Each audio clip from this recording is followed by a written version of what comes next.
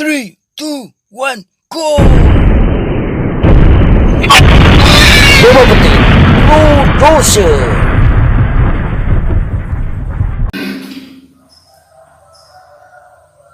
Assalamualaikum warahmatullahi wabarakatuh. A'udzubillahi minasyaitonirrajim. Bismillahirrahmanirrahim. Sobat Dewa Petir Production, bagaimana kabar panjenengan semua? Semoga Allah selalu memberi kesehatan kepada kita semua, nikmat rezeki, iman, dan selalu mendapatkan rezeki yang barokah melimpah. Amin amin ya robbal alamin. Para kesatria Nusantara, penerus penghuni bumi, di sini saya akan kembali belajar bersama-sama. Kita belajar bersama-sama tentang keris ya teman-teman. Kemarin sudah ini bagian-bagiannya, bagian kerisnya. Kemudian kemarin ya, ini adalah handle atau gagang keris, ini adalah warangka keris, dan dalamannya adalah bilah keris. Kemudian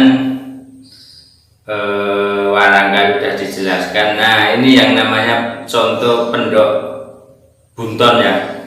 Ini pendok bunton adalah tidak ada belewahnya sini, ini teman-teman. Contohnya seperti ini ya. Tidak pendok bunton. Nah, biasanya pendok itu kalau yang pulusan sini ini ada ini belewahnya, ada jedanya dan kelihatan dalamannya. Ini teman-teman. Kemudian kita akan menuju ke bilah keris ya teman-teman.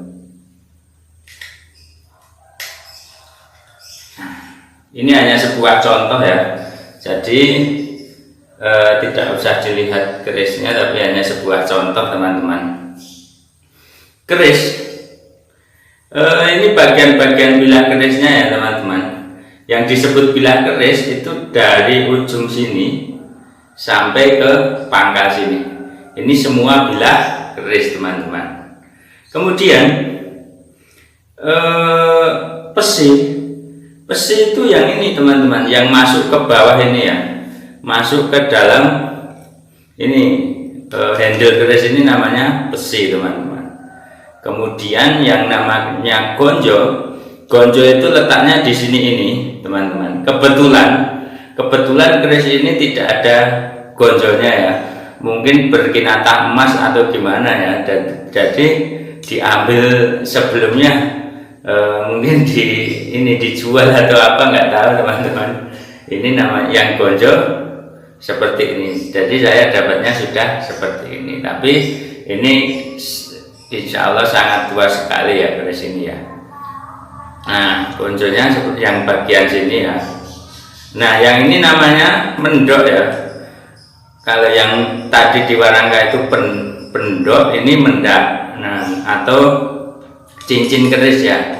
Ini yang kecil ini ya teman-teman, kelihatan kan? Yang ini namanya cincin keris teman-teman. Ini cincin, namanya cincin keris. Kemudian yang bagian bawah ini namanya gonjo. Gonjo kadang ada dua, ada gonjo iras dan gonjo pedot ya, atau gonjo pisah teman-teman.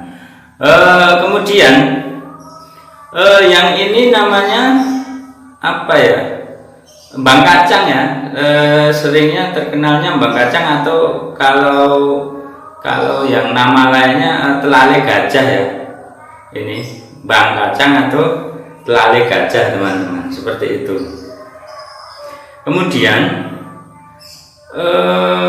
yang ini namanya apa, lambe gajah ya. Di dalam ini namanya lambe gajah teman-teman. Sampai sini paham ya. Ini belajarnya sedikit-sedikit saja ya. Harusnya ini namanya banyak sekali. nama ini, tapi tidak saya jelaskan ya, hanya sebagian saja karena ya keterbatasan kemampuan saya teman-teman.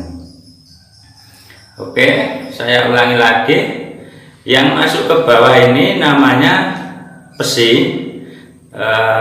Besi yang ini namanya ini mendak, ini cincin keris. Kemudian yang ini gonjo ya, gonjo sama besi ini awal dibuatnya menurut filosofinya ya, yaitu ini lingga dan yoni. Harusnya antara gonjo dan ini merupakan satu kesatuan ya, tidak bisa dipisah-pisahkan, yaitu lingga dan yoni teman-teman. Kalau yang ini kan kebetulan pusaka saya ini tidak lengkap, tapi tetap saya simpan karena ya mau gimana lagi, dapatnya seperti ini teman-teman. Kemudian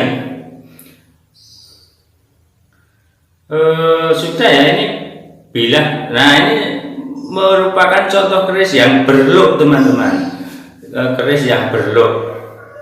Dan yang kemarin itu merupakan keris lurus ya teman-teman. Oke, sampai di sini paham ya teman-teman ya.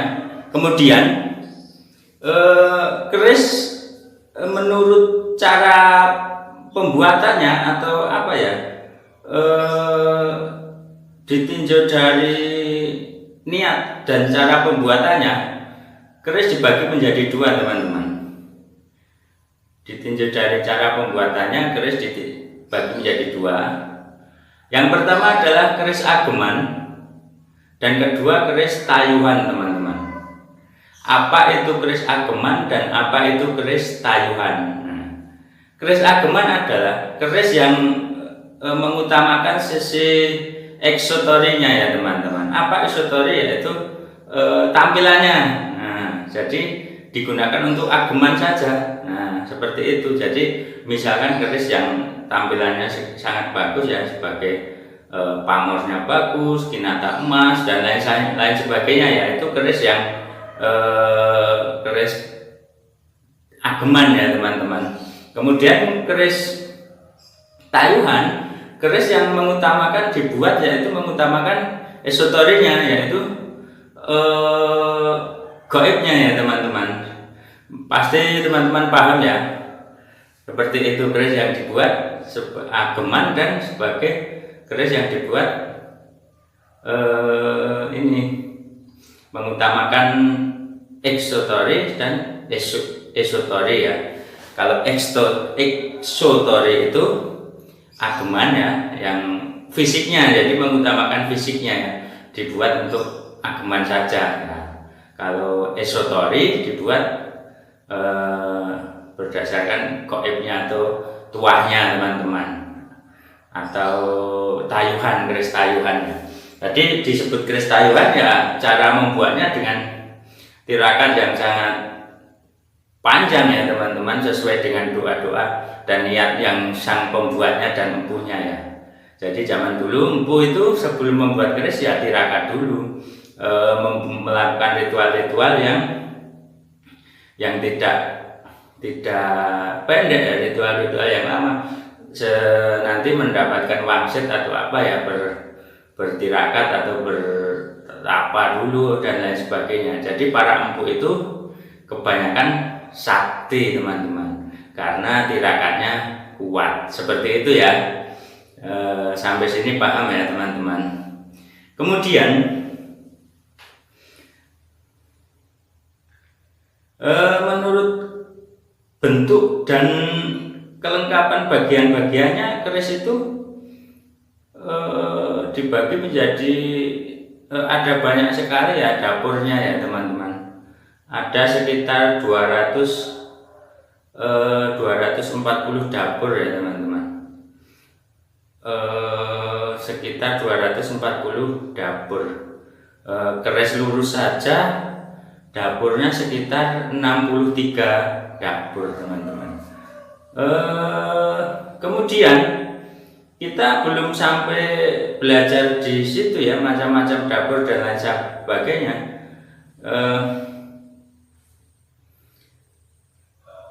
biasanya ya teman-teman, keris-keris yang berluk itu biasanya keris kan berluk ya, yang lurus itu hanya sekitar 63 dapur. Kemudian keris yang berluk itu luk 1 dapurnya 1, luk 3 dapurnya berapa dan lain sebagainya ya, sekitar 240-an sekitar kalau nggak salah ya teman-teman. Kalau salah ya mohon dibenarkan seperti itu. Kemudian keris-keris yang dibuat di keraton teman-teman, itu biasanya dikasih gelar apa oleh empu? Nah seperti itu. Keris-keris yang dibuat di keraton biasanya dikasih gelar Kiai, Nyai, Kiai Kanjeng, Kiai Kanjeng Ageng dan lain sebagainya seperti itu teman-teman. Dan keris-keris yang dibuat keraton itu biasanya disimpan dalam tempat pusaka ya, tempat pusaka di keraton yang disebut apa ya, gedong pusaka, disebut gedong pusaka teman-teman. Sampai sini paham ya teman-teman? Ini adalah bilah keris. Bilah keris nama-namanya macam-macam ya. Ini besi, ini mendak atau cincin keris. Kemudian yang bagian ini adalah gonjolnya, ini gonjol hilang. Kemudian ini telale gajah, telale gajah atau embang kacang. Kemudian ini lambe gajah. Kemudian yang ini disebut luk. Nah, seperti itu. Ini disebut luk, teman-teman. Semoga teman-teman paham apa yang saya sampaikan ya. Kemudian keris itu yang pada umumnya, keris pada umumnya itu luknya luk 1 sampai 13 ya. Biasanya ganjil teman-teman. Luk 1 sampai 13 biasanya ganjil.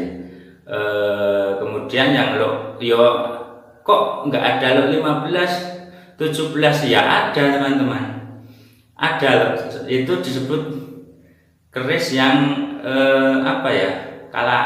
dinamakan keris kalawija atau keris keris tidak lazim teman-teman, dinamakan keris kalawija atau keris tidak lazim teman-teman. Sampai sini paham ya? Oh iya, saya akan menjelaskan namanya pamor ya. Ini adalah pamor ya teman-teman. Yang pamornya ini. Nah ini namanya pamor keris teman-teman. Oke, sudah lengkap ya. Ini garis besar saja yang saya sampaikan teman-teman. Kalau untuk nama-nama sampai detail-detailnya saya tidak hafal ya teman-teman. Kemungkinan ya silakan browsing-browsing di internet ya, biar ilmu kita nambah, kita bisa mendapatkan informasi dari berbagai arah ya, bukan dari saya saja teman-teman. Ini dia. Oke. Mungkin seperti itu saja yang saya sampaikan ya teman-teman. Alhamdulillahirrabbilalamin. Sedikit penjelasan yang saya sampaikan, semoga bermanfaat. Oke, begitu saja yang bisa saya sampaikan. Semoga para ksatria Nusantara selalu diberi kesehatan dan selalu diberi kekuatan dalam menjalankan kehidupan sehari-harinya. Mungkin seperti itu yang bisa saya sampaikan teman-teman. Semoga kita selalu sehat. Begitu saja, akhir salam. Wassalamualaikum warahmatullahi wabarakatuh. Salam.